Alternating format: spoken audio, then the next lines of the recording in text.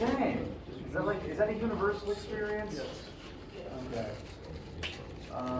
I hope that whatever is causing your individual rough mornings gets better in the near to immediate future.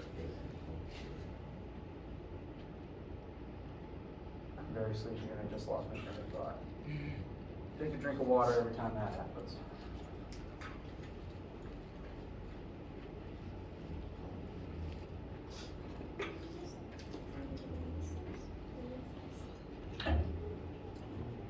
Alright. It's a rough Monday, buddy.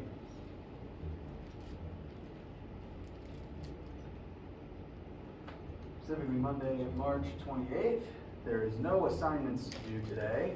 The pressure homework and quiz has been delayed till next week, since there's some stuff on it that I want to talk about today, and I want time to process that. Today, we'll be going over the last new formula related to pressure, at least the last new fluid flowing formula, let's put it like that, because when we start heat and thermo, we will talk about pressure, but I guess it's not a pressure chapter. Related concepts, though. And yeah, so today we'll finish up chapter 6, and then later on in the week we'll move on into chapter 7, which begins heat and thermodynamics. I think I said that already. Any questions related to anything before we get started today?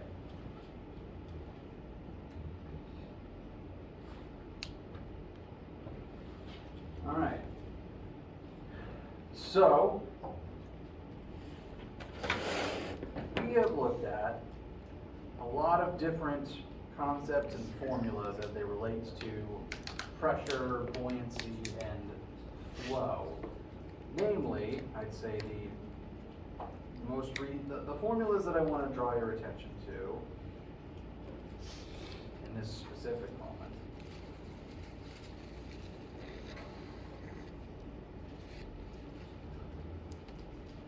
Let's look at the factors that affect the pressure in a fluid.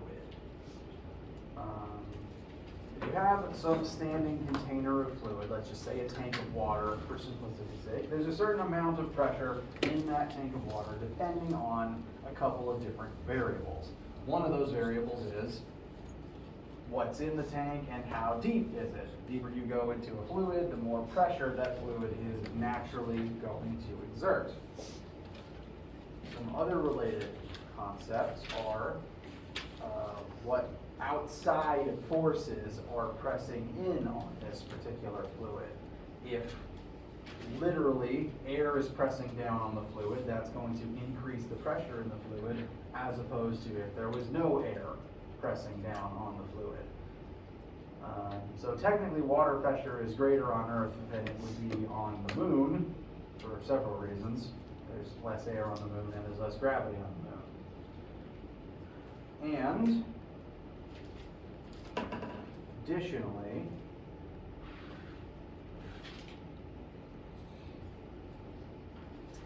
if the fluids are moving, that can also affect the current amount of pressure that is present, or other pressure can affect how the fluids end up moving as a result of the pressure.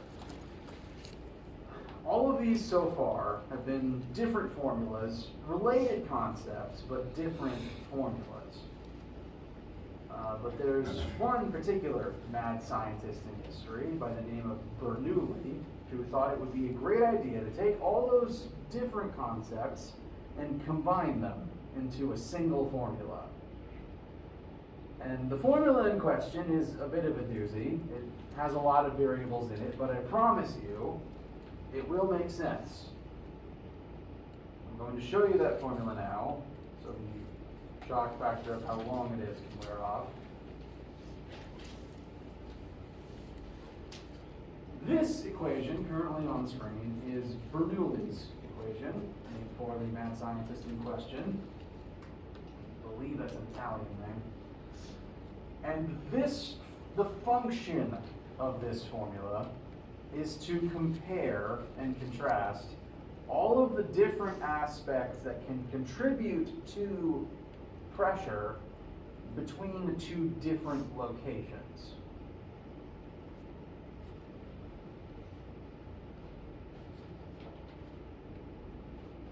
note,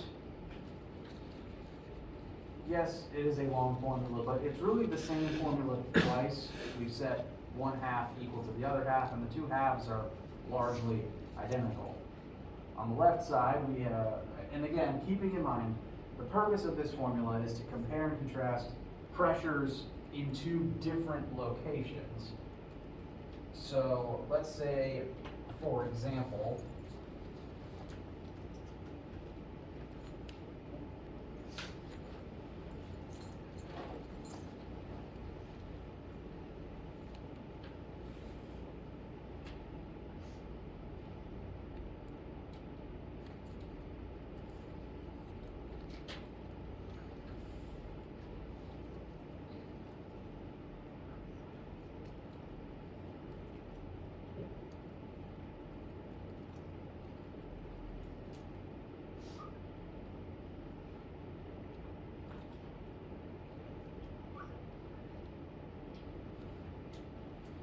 now, the plumbing system inside your house and the sewage system that run under cities is pretty large and spans pretty long distances. There's a lot of individual little pieces, but for right now, let's just envision a specific part of a water flowing system where we have one reservoir of water up here, and it's connected to a pipe down here.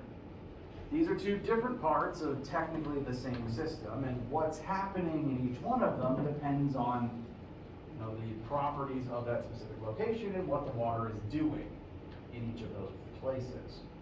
We can use Bernoulli's equation to compare the pressure in two different spots of this same continuous system.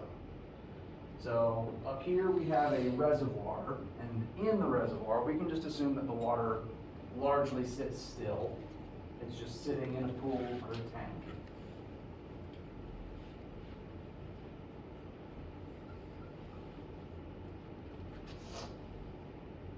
And down here, there's a pipe connected to that reservoir. It's some depth beneath the actual tank itself, and down there the water is flowing. That's the point of pipes, is to get water from one place to another, and so down here the water flows. So it's one system, it's all connected, but the water is doing very different things in those different positions. The purpose of this formula is, again, to compare and contrast what's happening in those two different positions. The left side, pressure 1 plus fluid density times velocity 1 squared over 2 plus fluid density times gravity times fluid depth, is meant to give you an idea of everything contributing to the fluid pressure in that specific location, in that first location. So let's treat location 1 as inside of the reservoir itself. In this particular reservoir, there's a certain amount of ambient pressure from just being on planet Earth that exists on this spot. But the water isn't moving, and it's only so deep. So the only factors that affect the pressure right here are native pressure from being on planet Earth, there's always going to be air pressure present, and just the depth of the tank. If we consider this point down here to be spot number 2, that's going to represent what's happening on the other side of the equal sign. You'll notice it's the same formula, but now we're just plugging in variables related to that second spot. So down there, it's asking, well, what's the certain native ambient pressure down there? It could possibly be different, but as long as you're on Earth, it'll generally be the same. Plus fluid density times velocity squared over 2, velocity 2 squared over 2. The water is moving down there, so that term won't be 0 this time. And that point is a certain amount, a certain depth beneath the original location. So as the variables change, the certain properties of the pressure and the certain properties of the liquid will change. Maybe in one position it will be moving, in another position it isn't, and the pressure in one spot will affect the velocity it moves in the other spot. And what's convenient about this formula is certain parts of it will just cancel out depending on what specific situation, what specific part of a system you're examining. For example, if this is our spot 1 up here in this tank, well, the water's not really moving there, so there's no velocity term up here. That entire middle piece just goes away. Down here we are moving. We're beneath where we were originally, so velocity doesn't cancel down here, which would be on the right side. But assuming this whole thing takes place on planet Earth, the native ambient pressure should be relatively the same between the two sides. So P1 and P2 could probably cancel out because it would just be the same air pressure on both sides because they're both on the same planet in the same air. So the formula itself is pretty long, but various pieces will be able to just cancel out.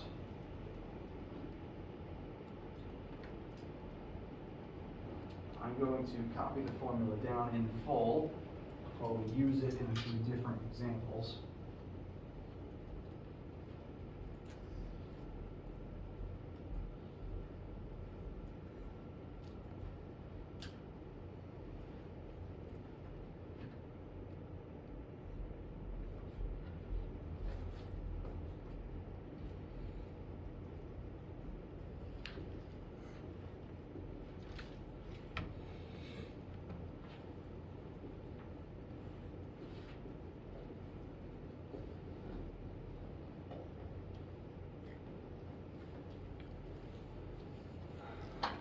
One more thing I just want to point out related to this is each individual part of each side relates to something that we've already talked about.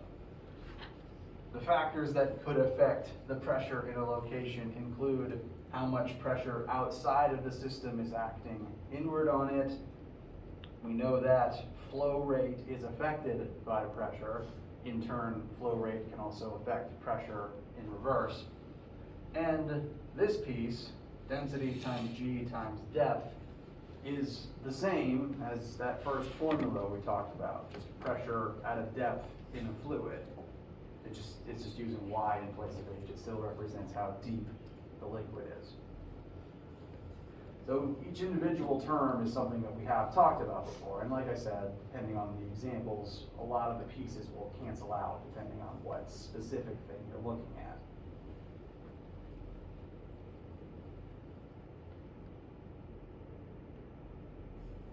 Does anyone have any questions before we look at a sample for this? All right. So, a specific place where you would have seen this sort of thing happen is in a beverage receptacle that you might see at a sporting event. Does that have a more specific term besides just tank? I don't think I've heard one. Cooler, yeah, that's what they call them. So, I'm going to redraw the cooler from kind of a side view to show what's going on inside of it.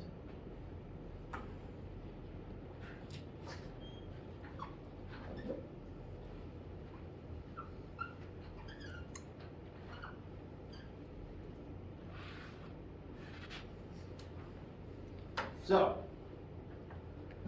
we have the cooler, it's filled with rehydration liquid, and there's a nozzle on the bottom end of it. The entire function of that nozzle is to give you a way for the liquid to pour out of the container. Now, when the tank is full and you open this nozzle, does the liquid pour out at a satisfying pace into your cup? When the tank is full, does Gatorade come out of the nozzle? If the cooler isn't broken, yes. If the cooler's not broken, that's a fair caveat. As long as the nozzle works, Gatorade will come out if the tank is full. Now, has anyone ever noticed that as the tank empties, it becomes harder to get the Gatorade to come out? I don't think I've ever seen one of those before, except if I've seen a football game on TV. And it gets dunked on somebody? Yeah.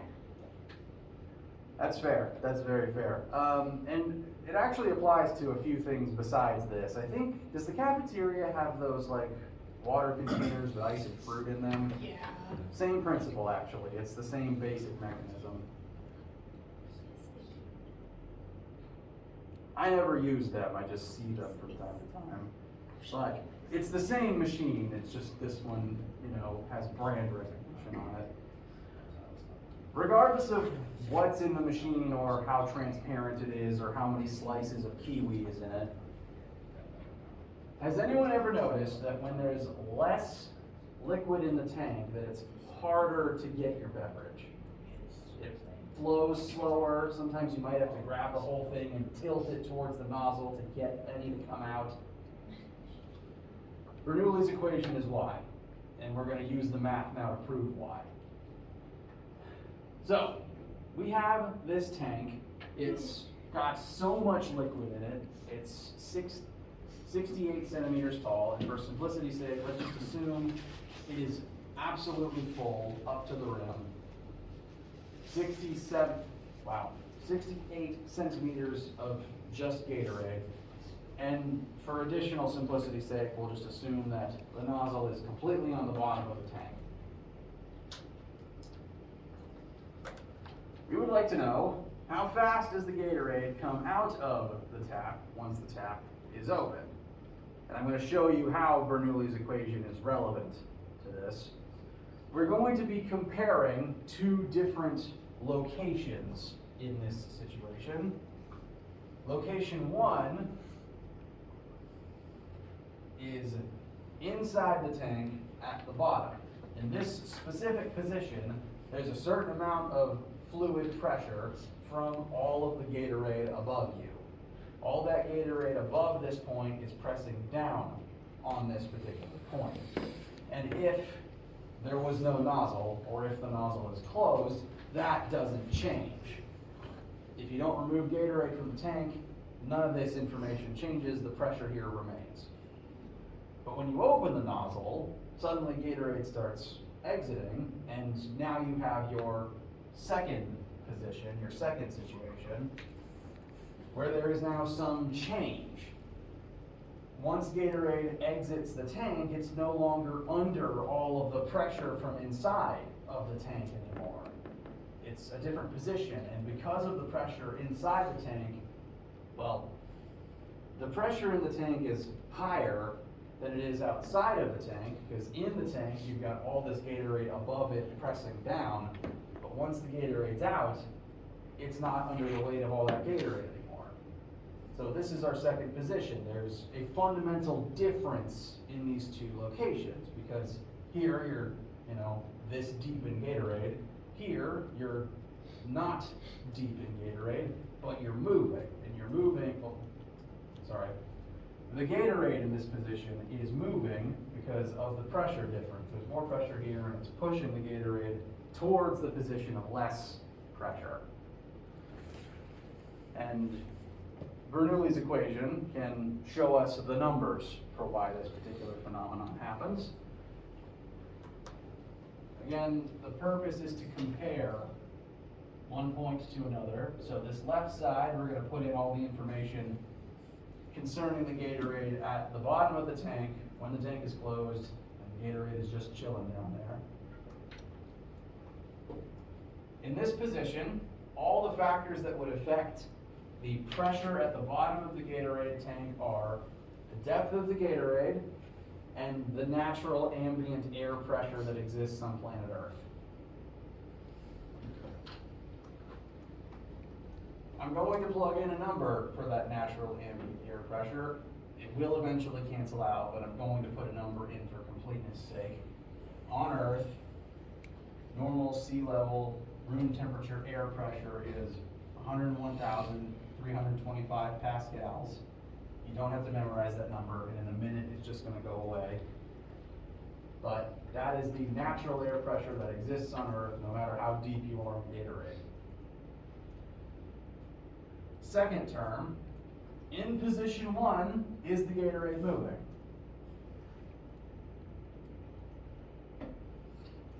It's not a trick question. At this point in time, if we want to know the pressure at the bottom of the tank when the Gatorade is not moving, it has a velocity of 0. We're trying to compare bottom of the tank not flowing to exiting the tank flowing into the air.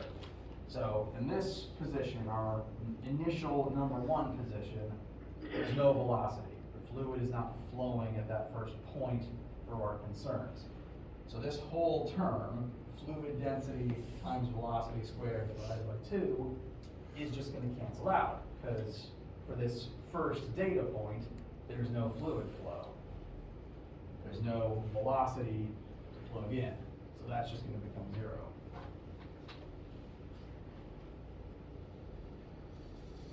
The last term is the fluid depth, and at this point we are 68 centimeters deep into the Gatorade.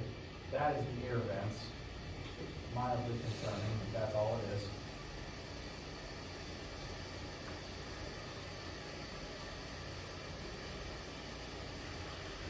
Did the airflow change, or the coolant compressor just kicked on in a weird way?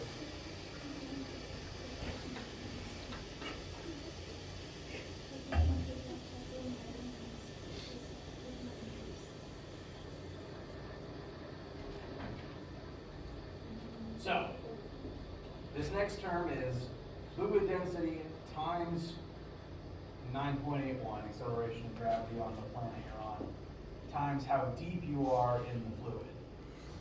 So we'll need to know fluid density, and I just realized I didn't write down the fluid density of Gatorade. I'm going to just take a shot in the dark and declare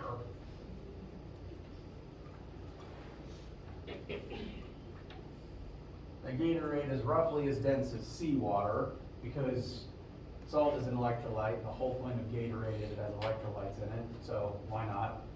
Gatorade is denser than water because it has just stuff dissolved in it.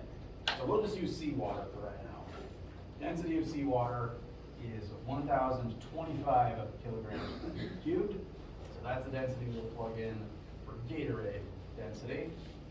So with this, at our position 1, at our initial conditions, we're going to plug in Gatorade density times 9.81 times our depth in Gatorade, 68 centimeters, which I will quickly convert into 0.68 meters. So, for this position at the bottom of the closed Gatorade tank, that is all the factors that affect the pressure down there. You have the depth within the Gatorade, and you have the native air pressure also pressing down on the surface of the Gatorade. Those are the only 2 things contributing to the pressure at that level. And we're now going to contrast them to all the things causing pressure once the Gatorade exits through the nozzle. It's done this a handful of times to me, but I don't think it's done it. Has it done that during the semester at all? Okay. It's happened enough to me that I don't pay attention to it, but it's definitely noisy today. Kind of like gurgled that time. We'll talk about this a little bit in thermodynamics, but if it sounds like it's gurgling, that could either be because there's literally just water condensation going somewhere, but there's also liquid coolant flowing through it, which could gurgle. I will explain how those machines work in about a week or 2. All right. Any questions about anything on the left side of this formula for right now? Okay. We're going to move on to our second point. We're comparing bottom of the tank to exiting the tank. At this position, the Gatorade is still surrounded in air, so the natural ambient air pressure still exists, and it's just going to be the same number because this whole situation is taking place on Earth's surface. Now, I suppose that spot is technically lower, so the ambient air pressure might be different, but not to any degree that we would care about. So since the ambient air pressure can be assumed to be the same as before, you would just plug in the same number as before, because it's just the same air pressure. And so ultimately, those two numbers can just cancel out because they're affecting both sides in the same way.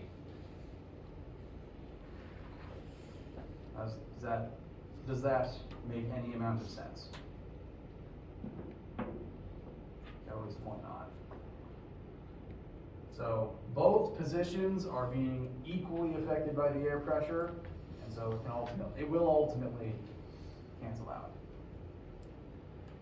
Looking at the other factors that could affect us here, we have the second term, fluid density times fluid velocity squared over 2.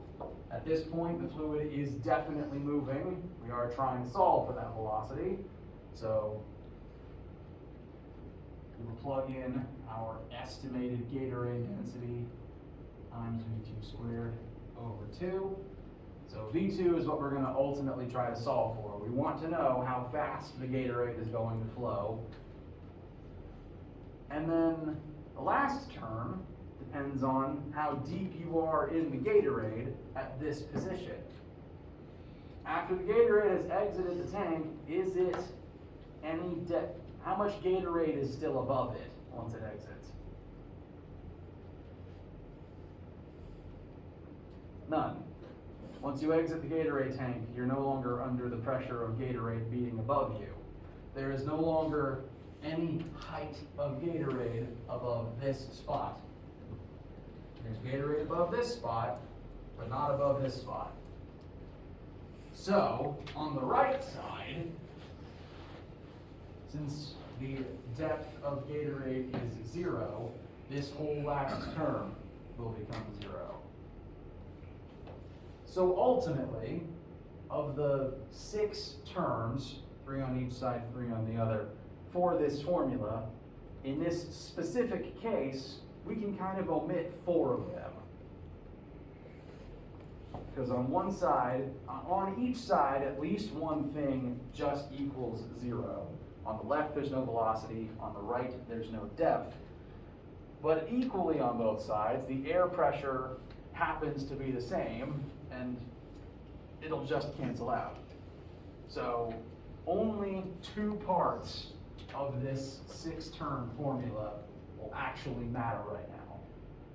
Bernoulli, the formula itself in full is kind of a doozy, but there will rarely be any situations where some part of it doesn't just go away. It's the one thing I like about this one.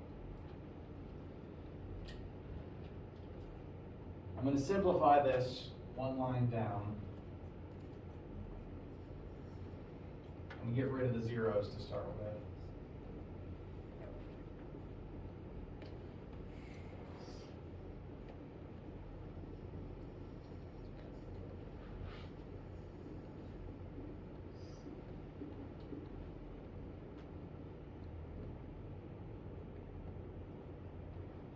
So the zeros are gone. Both sides have 101,325 added into them, which means we can subtract it equally from both sides, and it'll just go away. So next I'm going to cancel those 2 terms out. And that will just leave us with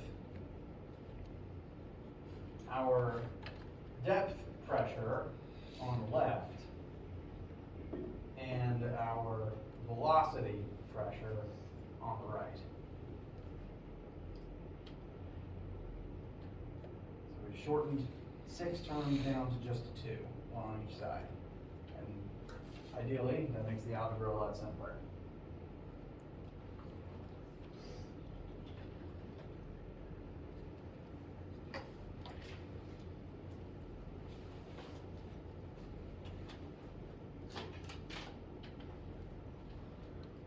Now that we've done all of that canceling, we can see that in this specific case, the factors that affect this velocity the most are fluid density, that's still present on both sides, but it's equally present on both sides. In fact, we can kind of cancel out the fluid density completely by just dividing both sides by 10.5. So the density of the fluid affects both sides evenly. It's not unique to either side in this case. There's 1/2, but that's a constant. There's 9.81, so the planet we're on affects what happens here. The last remaining variable, unique to this situation, is the depth of the Gatorade. How much Gatorade is in the tank affects how fast the flow rate is. Literally, if there was less Gatorade, you'd be plugging in a smaller number for depth and you get a smaller velocity. So your experience where you feel that it's just hard to get Gatorade out of this tank and you have to physically tilt it to get your beverage, that's real. There's math for that.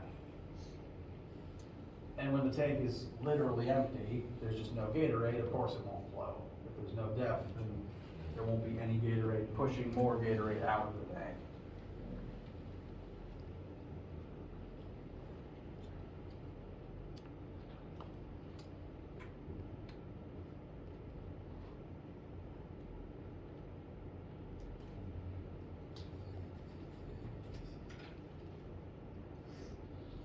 Now I've got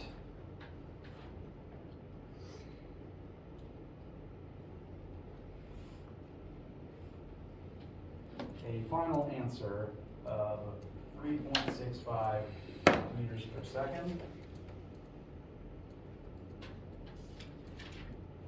Does anyone's algebra disagree, or is anyone having a hard time arriving at the same number?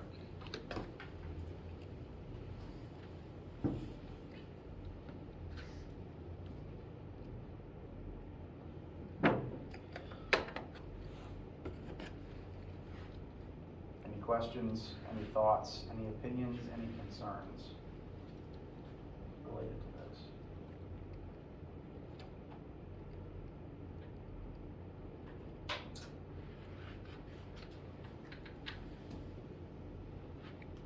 All right.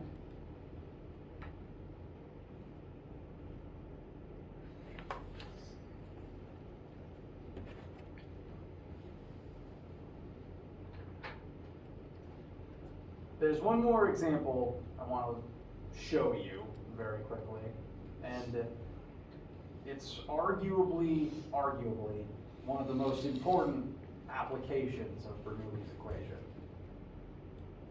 It's the reason why flying works. All winged aircraft that fly through air using wings utilize Bernoulli's equation to be able to do that at all. This includes birds, except maybe hummingbirds, cases the jury's still out on that. But Bernoulli's, and I will show you how this works. Bernoulli's equation is the reason why airplanes are able to work. So, airplanes are heavier than air. They need lift. They need literally some lift force upwards to actually be able to stay in the air. The reason that they're able to do that is because of the unique shape of their wings. The wings are not flat. This is a wing shown in profile. It's kind of a sideways teardrop shape. But it very specifically mostly forces air up over the wing. Like the air going over the wing has to change direction a few times as it comes up and then down the other side. Whereas air going under the wing can remain moving in a straight line. The air going under the wing doesn't have to change its course at all. Because the air has to rise to go over the wing, it changes position, it changes its height. Height, depth within air being one of the factors that can affect pressure, that changes the velocity that the air going over the wing moves at. If the plane is flying at 25 meters per second, then the plane is moving through the air at 25 meters per second. The air under the wings, which the wing isn't immediately affecting, would move past the wing at 25 meters per second. But because of the wing shape, because the top side of the wing pushes air up out of the way, the air on top of the wing is moving faster than the air on the bottom of the wing. So in this particular example, we're told that the air under the wing matches the velocity of the plane, 25 meters per second, but the air over the wing is moving faster at 30 meters per second. Since there's a difference in the air's velocities, and since velocity is one of the factors that can affect pressure, in the difference in pressure between two different positions, there is a difference in pressure between the two parts of the wing.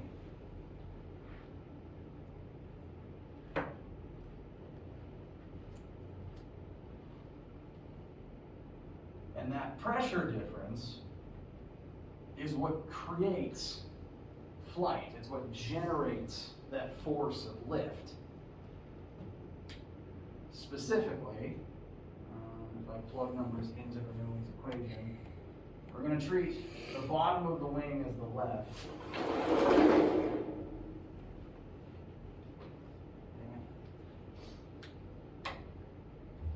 We're going to treat the bottom of the wing as position 1, where air pressure is the same as normal and the wind is just moving at the plane's speed. The top of the wing is going to be position 2, with a different velocity and therefore a different amount of ambient pressure. On the left, we're told that the air pressure should be the same as normal. So we have the ambient pressure, we have density times velocity squared over 2, plus the height difference, which this formula is not having us acknowledge at all. The change in the height of the wing is being considered irrelevant for right now. I'm just showing you this math to show you the pressure difference and then explain how that creates flying. Because of the difference in velocities, the amount of total pressure on top of the wing will be different. So we're going to solve for P2. The density is the same on top, but the velocity is different. And the wing's height won't matter because we are still in atmospheric air pressure. The difference of a few centimeters won't change the ambient pressure much. It's the velocity that changes the ambient pressure.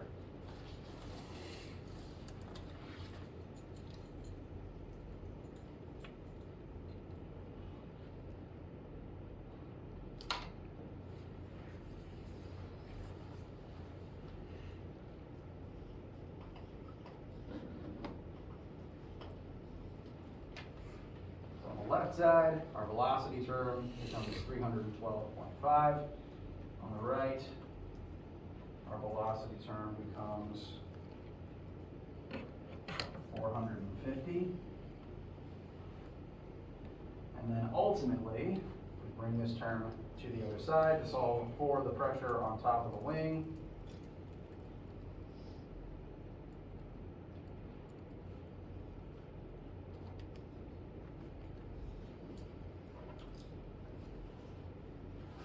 We get a smaller number than the natural ambient air pressure beneath the wing.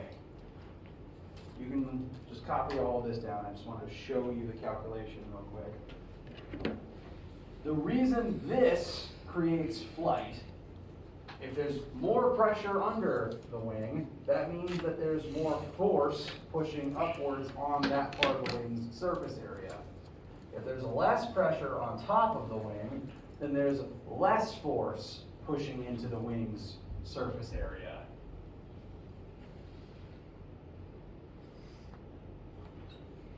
More pressure down here means more force, less pressure up here means less force over surface area.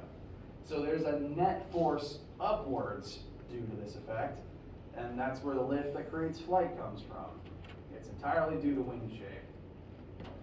And this is one reason why none of our attempts at flying worked until we finally got this thing built right.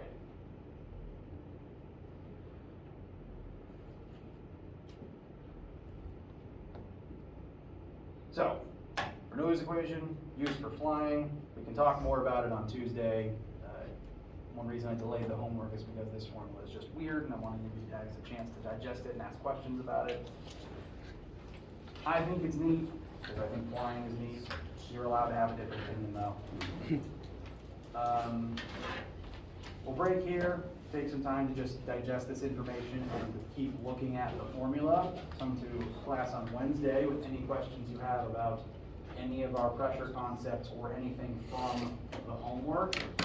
And later on in the week, we will move on to chapter 7, heat and thermodynamics. Any questions, pressing concerns right now?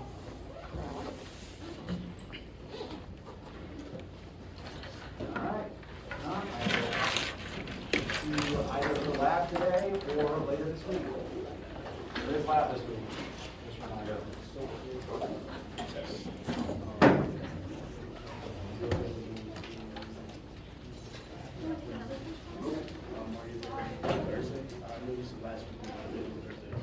Yeah, Thursday is just the day that I don't feel like. Okay. We should schedule, I think, for a whole weekend. I can do it Friday, if that's available to you. Yes, I do have a meeting too, but I'd be okay leaving for a little while and then I can come back and. Okay, Mine gotcha. double is pretty similar to yours. Friday.